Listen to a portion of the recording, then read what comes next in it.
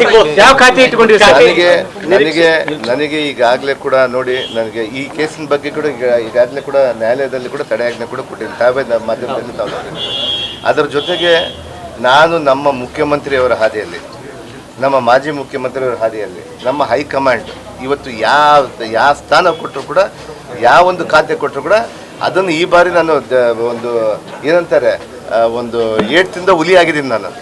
ಈ ಬಾರಿ ನೀವೆಲ್ಲ ನೋಡ್ತೀರಿ, ನಾನು ಮಾಧ್ಯಮದವ್ರಿಗೆ ಯಾವುದೇ ಕಾರಣಕ್ಕೂ ನಾನು ಕೊಟ್ಟ ಖಾತೆಯನ್ನ ನಾವು ರಾಜ್ಯ ಮೆಚ್ಚುವಂತ ಕೆಲಸ ಮಾಡ್ತೀನಿ ಅಂತ